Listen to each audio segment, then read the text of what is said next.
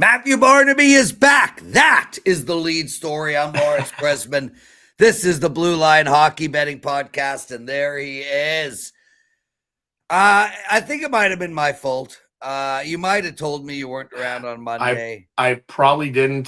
So many time zones. I'm still figuring which one I'm on, but I know I'm probably on the same one that Dallas is on right now, and Carolina. Again, we're probably all in the same time zone. So my apologies. Should have said that I wasn't able to make it on Monday. I was traveling back from Calgary. Another 1.5 million raise. Had an unbelievable time with Scott Gomez and Pierre Turgeon, Ray Yep. Bork, Mike Commodore. It was a fun weekend. That is for sure. And kudos to you guys, Matt. When does this charity thing end? I have one last one, and that's next week in Moncton. This one's for Heart and Stroke. And then I am done for the summer. Just chill time to go to the cottage, relax, watch the last little bit of hockey, and play lots and lots of golf. Well, there we go. I'm playing golf. No, I'm not playing golf today. I'm playing a poker tournament today. I'm playing golf tomorrow. But there's my dad. Should I take it on air? Yeah, sure. Fire away. Dad, you're live on air. What can I do for you? Nothing. You called me and I was on a Zoom call, so I couldn't take it. You can call me back whenever you want. Well, that was pretty boring. Okay, bye. There you go. That was crossed between a Jewish accent and a Japanese all in one. He is South African, born and bred, and he speaks 13 languages. Wow. Okay. And his personality is 10 times the size of both yours and mine combined. He's the dad that really embarrasses you, Matt. Like, we used to go to like Chinese restaurants when we were young, and they'd come over. I was like, oh God, why, Dad? He'd like show up. I'd bring women home, girls home when I was young. He would speak to them as a gay Pakistani man, and he wouldn't break character. And I'm like, Dad, speak normal. But I am speaking normal. But are you embarrassed or whatever the hell? That's great. Anyway, yes.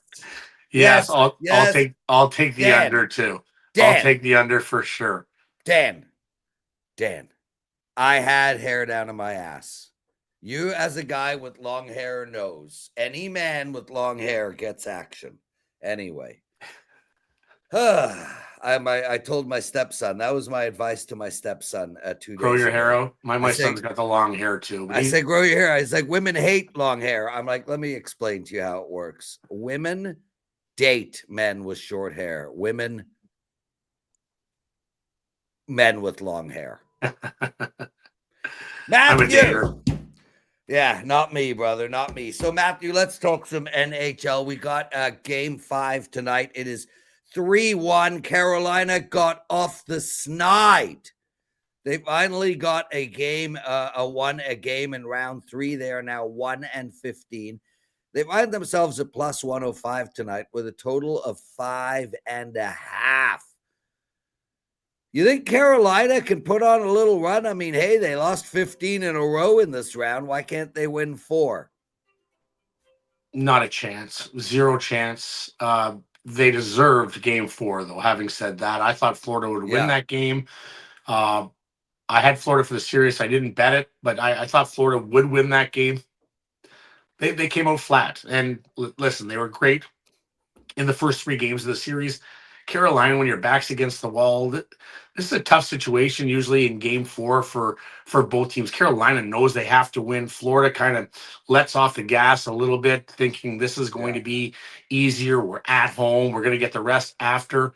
This could come back to haunt them a little bit if they don't finish it tonight and it prolongs the series. They do have some injuries, but I don't care who's out for Florida right now. I think Bobrovsky has a big game. I think Florida, I think the character in that room being Stanley Cup champions, I really think the addition of Brad Marchand in a game like this is like, let's end this now. We need to get some rest. So I think Florida wins. I think they're the way better team.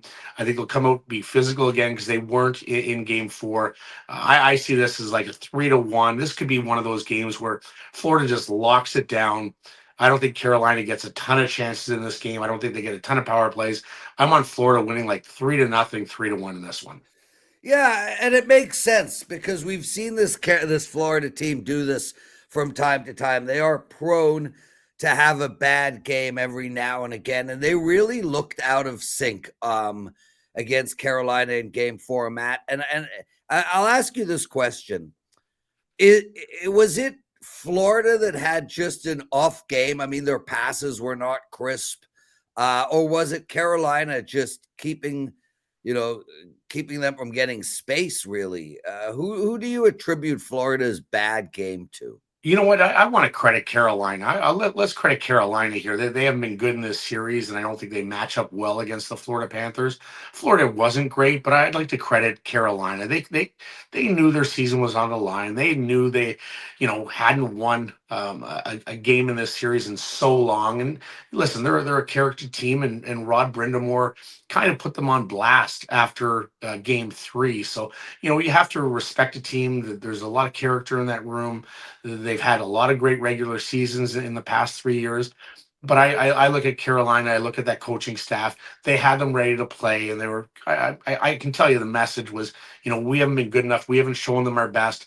If we're going to go down, let's go down fighting and throw everything at them. And that's what they did.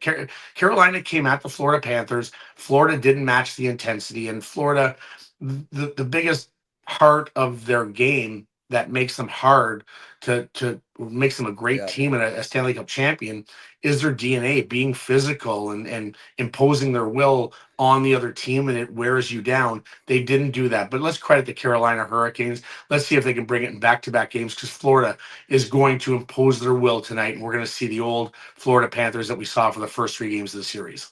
Matthew Barnaby joining us. You're watching the Blue Line Hockey Betting Podcast. Friday's show will be on the Puck Time channel. It'll be myself, Andrew McInnis, and Carmine. Matthew Barnaby has a charity golf event.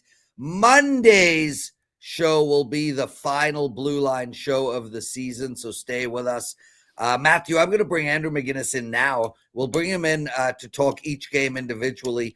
Andrew, I have a monster bet on the game tonight. I have one of the biggest bets I've made so far this playoff, and we sell picks. That's what we do for a living. That's what pays the bills. So I'm going to ask you your thoughts. Matthew likes Florida to bounce back here. It is a soft line, minus 120, give or take, a total of 5.5. I know you're here to do props, but no one can talk ad hoc hockey without any preparation like you. So what do you like in this game? Look, last game I stayed off the side. I didn't see one single ticket on Carolina. I think everybody in the world just gave up on them. And then, of course, they put up a shutout. But from where I'm sitting, I think it would have been almost better for them to win 4-3 than it would have been for them to win in shutout fashion. Florida's going to be motivated. They're 7-2 on the road this playoffs.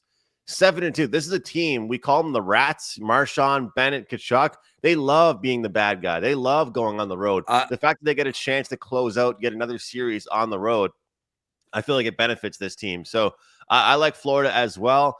But you know me, Prez. I fell in love with the team totals this year. And, I firmly believe an elimination game, especially if Florida wins tonight, they're going to win by scoring 4 goals. Forget about the money line, plus 155. Florida to get to the magic number of 4. I'm just astonished by that price here. I mean, look at what Florida's done in every game they've won in this series here, putting up such high numbers. And obviously some of those have come with, a couple goals in a few minutes. But I really believe if they win tonight, they put up 4 goals at least, plus 155 on the Panthers team total.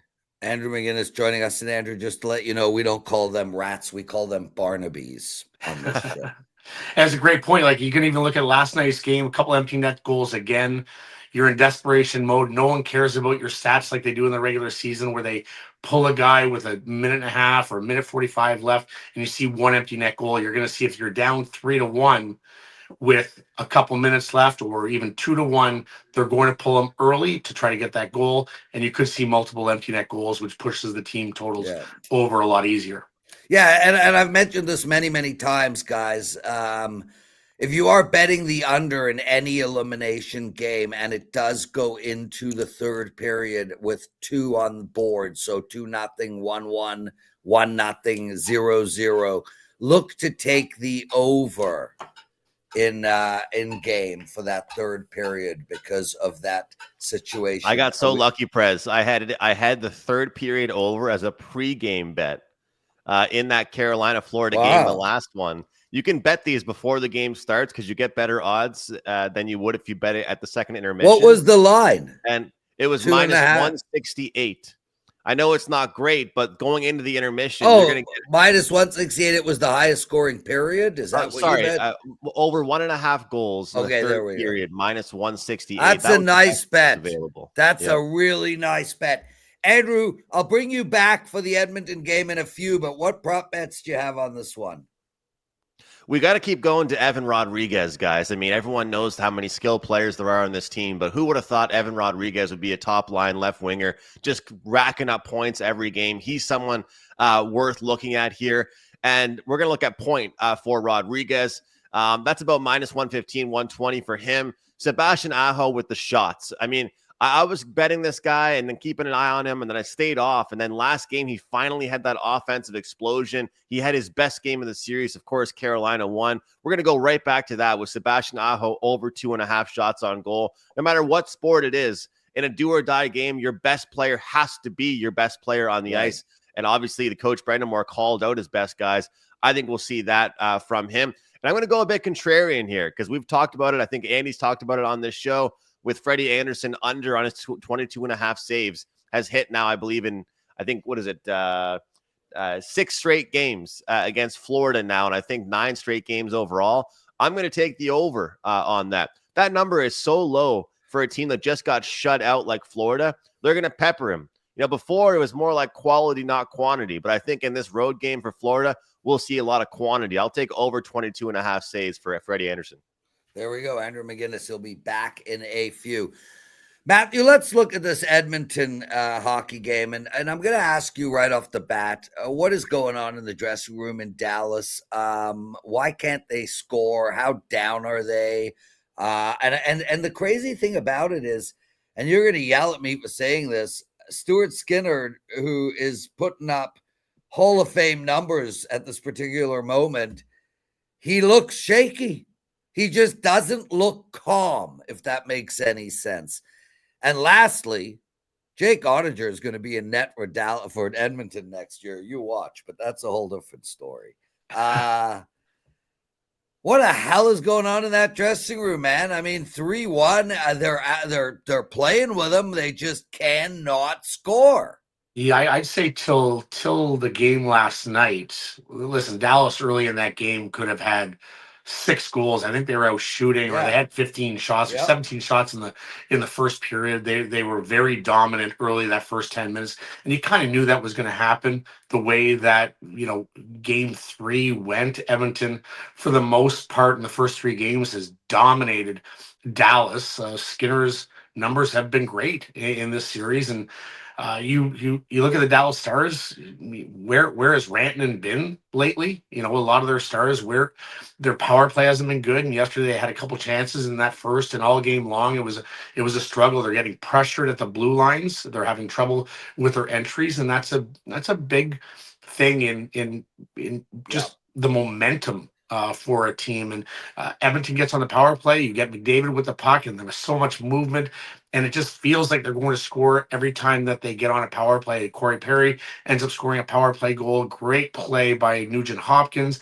But Dallas has really struggled in that part of the game, and that's where they feed off a lot of their energy and a lot of their goals. So they were, very good yesterday. Stuart Skinner came up big. I agree. He doesn't look like just a solid goaltender that doesn't look like it can get through. It's just like Dallas is not putting the puck in, and he's scrambling, and D-men or forwards are blocking shots when the net is open. You're like, okay, this is an empty net goal. This is an empty net goal. Goes off a post, goes off a D-man's foot or a stick, whatever it may be. Having said that, I think they go back to Dallas. I think you see their best game of the series. I think Jake Ottinger does play well. I think they win. I think Dallas at home wins, but Edmonton Oilers are going to win this series. Dallas is just struggling. And Edmonton, I said this at the start of the playoffs when we started this show, Edmonton is probably the biggest home ice advantage rink in the league. And not only with 4, you got Montreal. That's a great building when they're playing well, but Edmonton is loud and they do not stop. And it is just something great for those players to play in. It is a tough, tough place to play in. So I think Dallas wins game 5. Game 6, they go back to Edmonton. I think Edmonton wins this.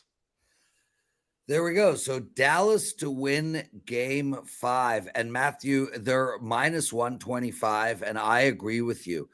I just can't see this team laying down. And, you know, yesterday's game, I took the over, Matt. And obviously it was the wrong call. I missed it by 1. It did drop to 6. And I liked Dallas as well yesterday. And I really felt like, you know, a team scores 3.5 goals a game, 3.4 goals a game, or 100 games, and then they put up, you know, 2 and 3. I got that stuff has to change. Like, there has to be a breakout by Dallas at some point, and I think it might come tomorrow night. So I agree with you, and I like the over as well too, Matt.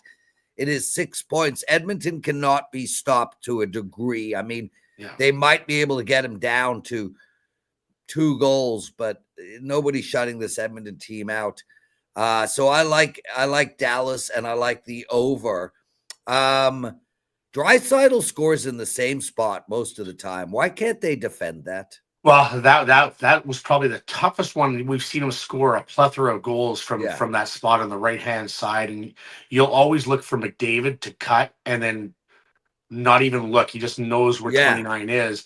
Yesterday was kind of a weird one because he dishes to Nugent Hopkins in the slot. Nugent Hopkins has a clear shot on goal, and he still passes it 40 feet to the right where he's almost on the goal line and finds it way in. So I was like, this is a bad play when Nugent Hopkins made it. It ends up in the back of the net, and he's had trouble scoring from there at the start of the playoffs. Now he's finding it again. He's finding it again, and it's an amazing thing that you can be that good. Just imagine how many times he practices that in practice every single day, that they have confidence to go to him in that same spot, even though they have a high danger chance from one of your best players in Nugent Hopkins, and he passes it to the side for a goal. So incredible players, like you said, very tough to stop. 97. 29, obviously, but then you got Hyman, you got Evander Kane, you got Corey Perry, you got Nugent Hopkins. You have so many guys that can burn you, and that's the dangerous thing about Edmonton is they have so many guys that really can hurt you at any given time. But you're not going to stop this team. Their power play is just way too good, and McDavid gets flying. The team total for this team is almost a check mark every time you look at the game because they're so hard to stop. When they lose, normally it's because they're losing 6-5, not because they're losing 2-1.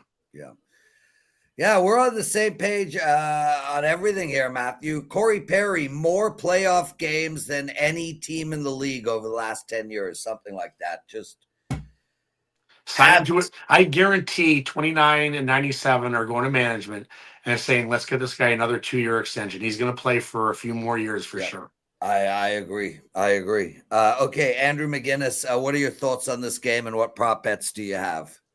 Yeah, I feel like that's a pretty good segue for me, guys. Plus 125, Corey Perry. Let's get him to get a point again, especially if Zach Hyman is out. And just based on the way they were talking about him, it's pretty sad. Hopefully he gets back for the Cup Finals, but I don't think he'll be playing tomorrow. And kind of reminds me of the similar situation that Florida was in. Obviously, they were up 3-0 in their series, but it's almost felt like they were resting players. You know, anybody that was injured, they were like, yep, you get the night off. I wouldn't be shocked to see Hyman be out for a couple games here. Hopefully not much longer. So we'll take plus 125 on Corey Perry. I think he gets slotted up on the right wing there. He'll be up with Nuge and Connor McDavid where he was before. If he's up there, he'll get a point, plus 125, or he'll go over his shots on goal numbers.